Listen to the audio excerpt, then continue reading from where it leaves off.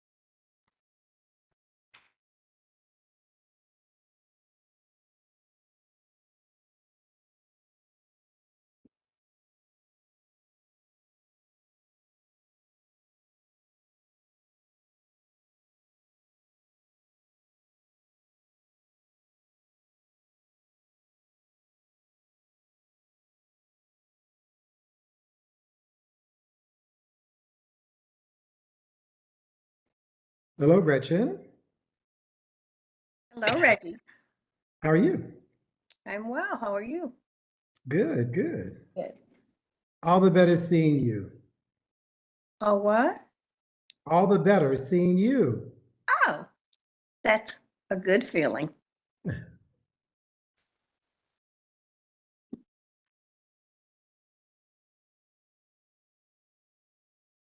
We're still going to have another meeting later on this month, correct? At some point?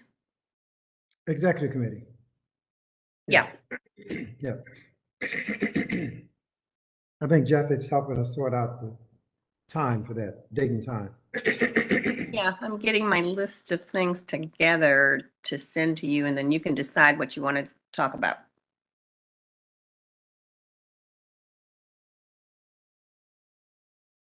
Great.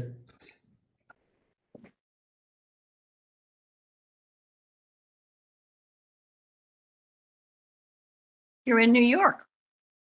I'm in Texas. Oh, you're in Texas. Okay. Oh. Ah, yes, you are in Texas. Trying to escape the cold, but it's Oh. only a little warmer here. Don't come back here tomorrow or Saturday for sure. No, I'm not back till next week. But Monday and Tuesday, I'm in Oshkosh, Wisconsin, Oh my God. where Not the good. temperature is not good at all. No. I can't see that. What's it say? 14 degrees. 14? Oh, Exactly. That's the wow. high. Can you see the Yeah, low? I see. Oh, that's incredible. Oh my God. Exactly. Who Lucky have a me, meeting right? in Oshkosh? It's a long story. Obviously. It's a long story. Especially in February. Exactly. I was like, why in February?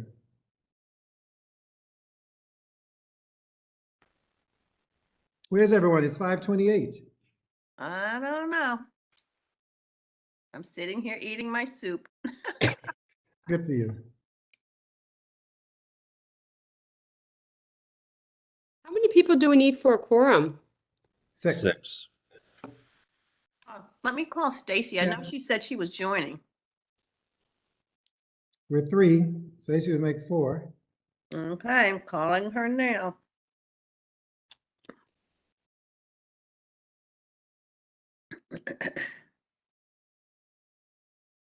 Hector said he was going to join in his RSVP. That would make five. You said we only need 4? Six. Oh, 6. Ooh. Exactly. Hey, call in. It's Webex. No, look at the original one. Who'd the original one come from? Jeff or Patrick. from Patrick? The original. Okay, bye. A reminder went out today, but it wasn't attached to the reminder, today's reminder.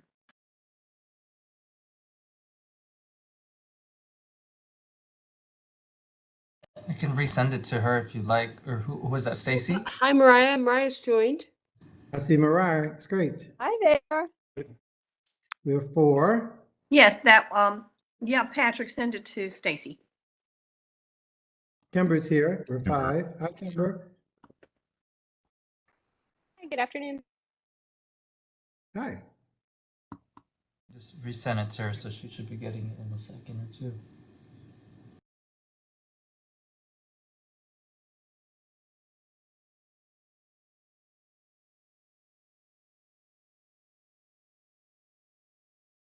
I'm not sure what happens to her email. It happens a lot. I'm not sure what email address you're using. Usually send it to both the DCBC one as well as her flower workshop one. But what's the flower workshop one?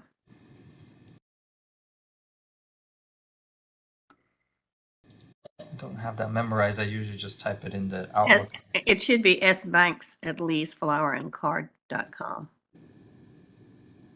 Yeah, that's what I sent it to. So Oh, okay. Sorry.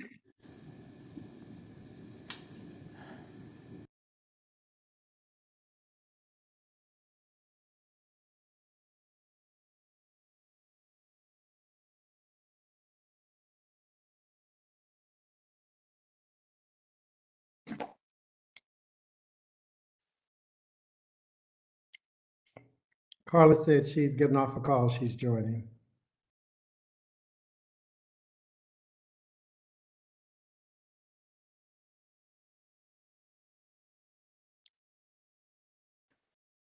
Great. So she'll make 6 then. Yep. Yep. Good. And Stacy's using the one that was just sent to her, the link.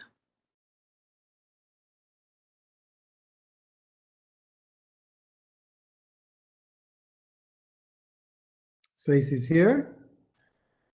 Hello, Stacy. Stacy's gone. She's there. Hi She is. guys, sorry about Yeah. that. Hi, Stacy. We're at Hi 6 Maggie. only. Good I'm going to evening. start us. Good. The meeting will come to order. The time is now 5:32 p.m. on Monday, Thursday, February 2nd, 2023. This is a special meeting of the District of Columbia's Commission on the Arts and Humanities. The purpose of this meeting is the consideration of the search committee's recommended nominee for executive director for the commission. No other business will be considered. My name is Reggie Van Lee, chairperson of the commission. I'm an African-American man wearing a black shirt. I'll now call the roll. When you hear your name, please answer present. Stacy. Present. Cora. Maggie. Present. Juanice. Natalie. Kimber. Present. Mariah. Present. Carla. Present. Hector. Gretchen. Present. A quorum is present. This is a meeting of a public body held in open session in accordance with the Open Meetings Act. Notice of the meeting was posted on the Commission's website, dcarts.dc.gov, and on the DC Office of Open Government's Central Meetings calendar. The meeting is being conducted remotely using the Cisco Webex virtual meeting platform and is being live streamed to the Commission's YouTube channel. An electronic recording of the meeting will be available for viewing online following the conclusion of the meeting. I will now read the land acknowledgement. Every community owes its existence and vitality to generations from around the world who contributed their hopes, dreams, and energy to making the history that led to this moment. Some were brought here against their will, some were drawn to leave their distant homes in hope of a better life, and some have lived on this land for more generations than can be counted. Truth and acknowledgement are critical to building mutual respect and connection across all barriers of heritage and difference. We begin this effort to acknowledge what has been buried by honoring the truth. We stand on the ancestral lands of the Nacotchtank and the Piscataway people. We pay respects to the elders, past and present. Please take a moment to consider the many legacies of violence, displacement, migration, and settlement that bring us together here today. And please join us in uncovering such truths at any and all public events, and to use such truths to guide the legacy of this Arts Commission. Before I take us into our private session, I wanted to share with everyone publicly the process that we went through with the search committee in getting to the point of nominating our new executive director. So Maggie and or Melanie from the firm, the hiring firm, you want to take us through the process? Yeah, and if I could ask Patrick, if you could send her Melanie Bell, the Webex. I don't think she has it, but no worries, I can cover it. As you know, we posted the position shortly after Haran left the organization. I'm happy to report that we had a significant level of interest in the role. And what we really wanted to narrow down in terms of the critical criteria for the selection that the selection committee focused on, I would say would be 4 specific categories. Number 1, of course, a commitment to the arts and a deep commitment to inclusion. Number 2, a demonstrated ability to operationalize an organization to provide the necessary leadership to drive changes in an organization that would make it more effective. Number 3, we want someone, as I would often say, who could lead with love. We feel like there's a lot of care and feeding of the organization that's required. There's been a lot of turnover, a lot of transition, and we felt like we needed somebody who could be an inspired leader, who could bring the team together to help us continue to advance the agenda. And last, we felt it was important to have someone who understood the arts community in Washington, D.C. We also wanted someone who we felt understood the political context that we're in terms of the mayor's office and the council, et cetera. So those are the main areas that we really looked for. As I said, we got many resumes. Some didn't have a specific understanding of the district. Some weren't really embedded in the arts community. Others had, great arts criteria, met the arts criteria, but didn't have any experience as an arts administrator. So we quickly narrowed it down to a short list. The short list was interviewed by the selection committee, and we further narrowed it down to 3 finalists. And so the 3 finalists were presented to the selection committee. We had a robust discussion about it and talked at length with Reggie about it. And he also met with those members of the selection list. And we arrived at a finalist. And so tonight, our objective is to vote on the recommended candidate so that we can, pursuant to the council recommendations and requirements, advance the nomination to the DC Council and have them schedule a hearing and then ultimately vote to approve our proposed candidate. So I've said a lot. Let me just pause there. Any questions? Okay. Reggie, is there anything that I missed that you'd like? I want to stop for a minute. The reason I wanted you to do that is in the spirit of transparency. This process should not be a black box. People should not have a sense of what happened and how it happened and why it happened. And a lot of what we do is decided upon through the legislation and the policies and the procedures that we're following, including this meeting, first being a public meeting, then being a private meeting, then we'll come back to the public and announce the results of the vote. So our intention is to be completely transparent to the extent we can, but recognizing these are people's lives, so some things are inappropriate to share. So we're not giving you any names at this moment, but when we come back, if indeed the commission agrees upon the recommendation from the search committee, then we will announce the person that we will be nominating to the council to become the next ED. But I want to make sure, especially for any staff or others that are on the call, any questions you have about the process, we want to make sure that we address it now, and that you feel comfortable with the process. Yeah, and I should also add, Reggie, which I failed to do, is that we did retain a search firm that is well established in the district government, and they helped with a lot of the backgrounding, the reference checking, due diligence on prospective candidates, particularly as it relates to the finalists. So that firm was the firm Polyhire, and I feel in this process They were a very good partner to us as we went through a pretty extensive list of prospective candidates. I mean, this is a very serious position, and therefore we wanted to treat it seriously. This position has been vacant as a full-time ED since October 1, and so we've taken 4 months to be thorough in this process. And thank God that David has stepped in the interim position, but we want to get this position filled as swiftly as possible once we get through this part of the process. Was there a question or comment from someone?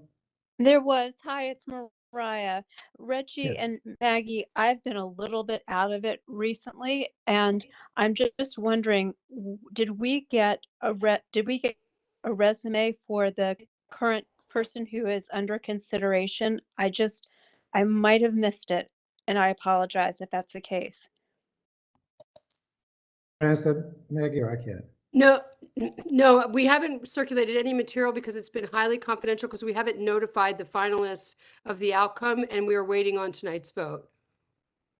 Right. So the So intention is in the private discussion, we're going to step through the recommended candidate thoroughly.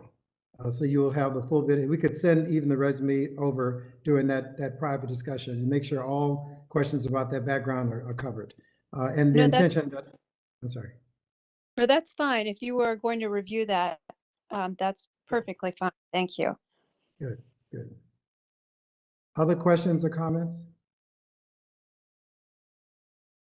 Good evening, all. This is Bronny, and I just had a really quick question. What is the nexus after you all emerge from the executive committee? What are the next steps then, and then how long do you anticipate the process taking? Maggie, you want to answer that? Yeah, there is as you know, Brian, a very specific process that's required by the council. So we have to put together a memo that outlines the proposed candidate and presents the candidate to the council. The council then reviews that information, schedules a meeting, and approves the candidate. We've been told, based on past practice, and Jeff could probably answer this better than anyone, that can take up to 8 weeks. But our hope is to work with Chairman Mendelson to try to expedite it, just understanding the significant urgency that we all feel to get the new leader in role. That's your question? Yes, sir. Thank you, Maggie. Any other questions? I'm not trying to belabor this, but I want to make sure from a process standpoint, everybody's comfortable because this is important for us. Any other questions? If not, I will now move that we enter into our non-public executive session pursuant to DC Official Code 2-575B10 to discuss personnel matters, including the appointment, employment, assignment, promotion, performance evaluation, compensation, discipline, demotion, removal, or resignation of government appointees, employees, or officials. Is there a second to the motion? Second. It is moved and seconded that the commission enter into closed executive session. All those in favor of the motion to enter into closed executive session will, as their names are called, answer aye. Those opposed will answer no. So, Stacy. Aye. Cora. Maggie. Aye. Juanice. Natalie. Aye. Kimber. Aye. Mariah. Is that me, Mariah? Yes. Yes. Aye. Carla. Aye. Hector. Hector. Yes, aye. Gretchen. Aye. The vote is 1, 2, 3, 4, 5, 6, 7, 8. Do I count myself, Jeff? No, you don't have to. The vote is 8 aye, no opposed, and 2 members are not here to vote.